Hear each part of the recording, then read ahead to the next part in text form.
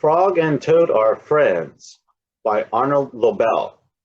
And this chapter title is called Spring. And the book is dedicated for Barbara Borak. Frog ran up the path to Toad's house. He knocked on the front door. There was no answer. Toad, Toad, shouted Frog. Wake up, it is spring. Blah, said a voice from inside the house. Toad, Toad, cried Frog. The sun is shining. The snow is melting. Wake up. I am not here, said the voice. Frog walked into the house. It was dark. All the shutters were closed. Toad, where are you? Called Frog. Go away, said the voice from a corner of the room. Toad was lying in bed. He had pulled all the covers over his head. Frog pushed Toad out of bed. He pushed him out of the house and onto the front porch. Toad blinked in the bright sun. Help, said Toad. I cannot see anything. Don't be silly, said Frog.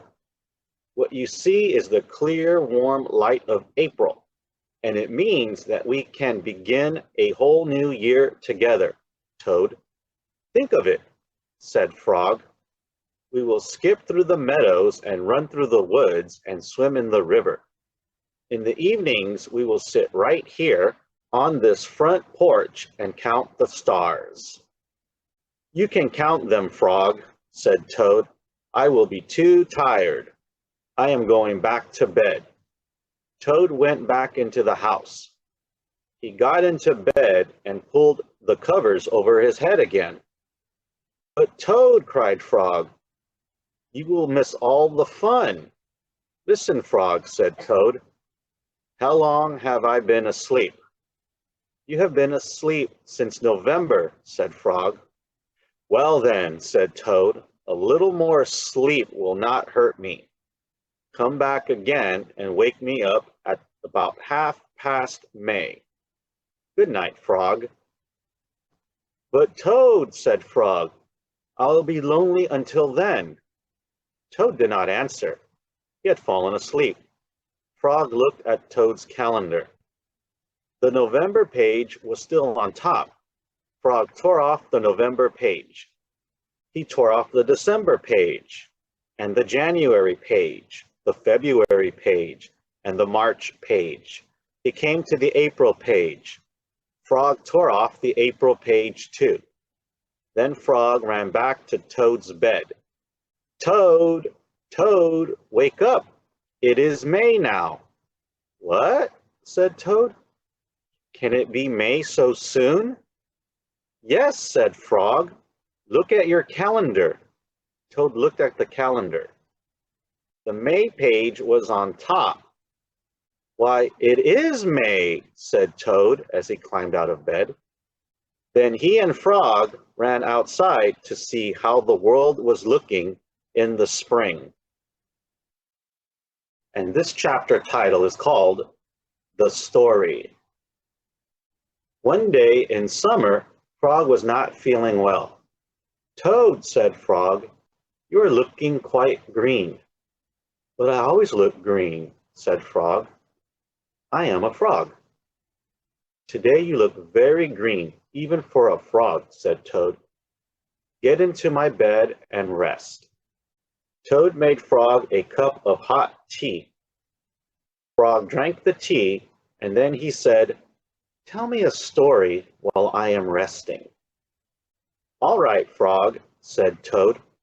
Let me think of a story to tell you. Toad thought and thought, but he could not think of a story to tell Frog. I will go out on the front porch and walk up and down, said Toad. Perhaps that will help me to think of a story. Toad walked up and down on the porch for a long time, but he could not think of a story to tell Frog. Then Toad went into the house and stood on his head. Why are you standing on your head? Asked Frog. I hope that if I stand on my head, it will help me to think of a story, said Toad. Toad stood on his head for a long time, but he could not think of a story to tell Frog. Then Toad poured a glass of water over his head. Why are you pouring water over your head? Asked Frog. I hope that if I pour water over my head, it will help me to think of a story, said Toad. Toad poured many glasses of water over his head, but he could not think of a story to tell Frog. Then Toad began to bang his head against the wall. Why are you banging your head against the wall? Asked Frog. I hope that if I bang my head against the wall hard enough, it will help me to think of a story, said Toad. I am feeling much better now, Toad, said Frog. I do not think I need a story anymore. Then you get out of bed and let me get into it, said Toad, because now I feel terrible. Frog said, Would you like me to tell you a story, Toad? Yes, said Toad, if you know one. Once upon a time, said Frog, there were two good friends, a frog and a toad. The frog was not feeling well. He asked his friend, the toad, to tell him a story. The toad could not think of a story. He walked up and down on the porch, but he could not think of a story. He stood on his head, but he could not think of a story.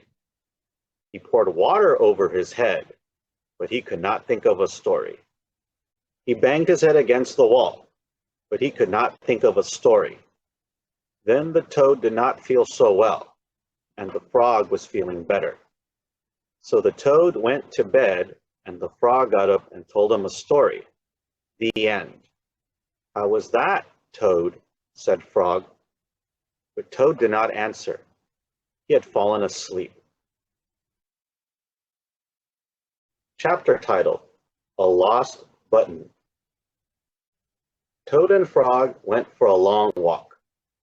They walked across a large meadow. They walked into the woods. They walked along the river. At last they went back home to Toad's house. Oh, drat, said Toad. Not only do my feet hurt, but I have lost one of the buttons on my jacket. Don't worry, said Frog. We will go back to all the places where we walked. We will soon find your button. They walked back to the large meadow. They began to look for the button in the tall grass. Here is your button, cried Frog. That is not my button, said Toad. That button is black. My button was white. Toad put the black button in his pocket. A sparrow flew down. Excuse me, said the sparrow. Did you lose your button? I found one. That is not my button, said Toad. That button has 2 holes. My button has 4 holes. They went back to the woods and looked on the dark paths. Here is your button, said Frog. That is not my button, cried Toad. That button is small. My button was big. Toad put the small button in his pocket. A raccoon came out from behind a tree. I heard that you were looking for a button, he said. Here is one that I just found. That is not my button, wailed Toad. That button is square. My button was round. Toad put the square button in his pocket. Frog and Toad went back to the river. They looked for the button in the mud. Here is your button, said Frog. That is not my button, shouted Toad. That button is thin. My button was thick. Toad put the thin button in his pocket. He was very angry. He jumped up and down and screamed, The whole world is covered with buttons, and none of them is mine. Toad ran home and slammed the door. There on the floor, he saw his white, 4-holed, big, round, thick button. Oh, said Toad, it was here all the time. What a lot of trouble I have made for Frog. Toad took all of the buttons out of his pocket. He took his sewing box down from the shelf. Toad sewed the buttons all over his jacket. The next day, Toad gave his jacket to Frog. Frog thought that it was beautiful. He put it on and jumped for joy. None of the buttons fell off. Toad had sewed them on very well. Chapter title: A Swim. Toad and Frog went down to the river. "What a day for a swim," said Frog. "Yes," said Toad. "I will go behind these rocks and put on my bathing suit." "I don't wear a bathing suit," said Frog. "Well, I do," said Toad. "After I put on my bathing suit, you must not look at me until I get into the water." "Why not?" asked Frog. "Because I look funny in my bathing suit. That is why," said Toad. Frog closed his eyes when Toad came out from behind the rocks. Toad was wearing his bathing suit. "Don't peek," he said. Frog and Toad jumped into the water. They swam all afternoon. Frog swam fast and made big splashes. Toad swam slowly and made smaller splashes. A turtle came along the river bank. "Frog, tell that turtle to go away," said Toad. "I do not want him to see me in my bathing suit when I come out of the river." Frog swam over to the turtle. "Turtle," said Frog, "you will have to go away." "Why should I?" asked the turtle. "Because Toad thinks that he looks funny in his bathing suit, and he does not want you to see him," said Frog. Some lizards were sitting nearby. "Does Toad really look funny in his bathing suit?" they asked. A snake crawled out of the grass. "If Toad looks funny in his bathing suit," said the snake, "then I, for one, want to see him." "We want to see him too," said two dragonflies. "Me too," said a field mouse. "I have not seen anything funny in a long time." Frog swam back to Toad. "I am sorry, Toad," he said. "Everyone wants to see how you will look." "Then I will stay right here until they go away," said Toad. The turtle and the lizards and the snake and the dragonflies and the field mouse all sat on the river bank. They waited for Toad to come out of the water. "Please," cried Frog, "please go away." But no one went away. He was beginning to shiver and sneeze. "I will have to come out of the water," said Toad. "I am catching a cold." Toad was getting colder and colder. Toad climbed out of the river.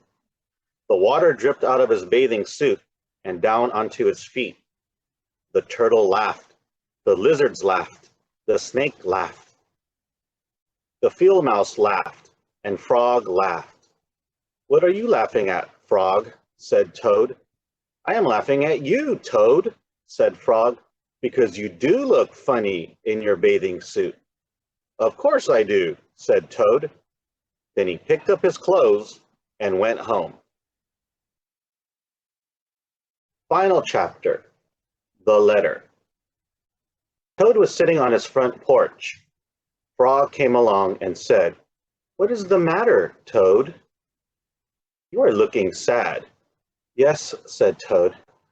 "This is my sad time of the day. It is the time when I wait for the mail to come. It always makes me very unhappy." "Why is that?" asked Frog. "Because I never get any mail," said Toad. "Not ever?" asked Frog. "No, never," said Toad. "No one has ever sent me a letter. Every day my mailbox is empty. That is why waiting for the mail is a sad time for me." Frog and Toad sat on the porch, feeling sad together. Then Frog said, "I have to go home now, Toad. There is something I must do." Frog hurried home. He found a pencil and a piece of paper. He wrote on the paper, He put the paper in an envelope. On the envelope, he wrote, "A letter for Toad." Frog ran out of his house. He saw a snail that he knew. "Snail," said Frog, "please take this letter to Toad's house and put it in his mailbox." "Sure," said the snail, "right away." Then Frog ran back to Toad's house. Toad was in bed, taking a nap. "Toad," said Frog, "I think you should get up and wait for the mail some more." "No," said Toad, "I am tired of waiting for the mail." Frog looked out the window at Toad's mailbox. The snail was not there yet. "Toad," said Frog, "you never know when someone may send you a letter." "No, no," said Toad, "I do not think anyone will ever send me a letter." Frog looked out the window. The snail was not there yet. "But Toad," said Frog, "someone may send you a letter today." "Don't be silly," said Toad. "No one has ever sent me a letter before, and no one will send me a letter today." Frog looked out the window. The snail was still not there. "Frog, why do you keep looking out of the window?" asked Toad. "Because now I am waiting for the mail," said Frog. "But there will not be any," said Toad. "Oh, yes, there will," said Frog, "because I have sent you a letter." "You have?" said Toad. "What did you write in the letter?" Frog said. "I wrote, 'Dear Toad, I am glad you are my best friend. Your best friend, Frog.'" "Oh," said Toad, "that makes a very good letter." Then Frog and Toad went out onto the front porch to wait for the mail. They sat there, feeling happy together. Frog and Toad waited a long time. 4 days later, the snail got to Toad's house and gave him the letter from Frog. Toad was very pleased to have it.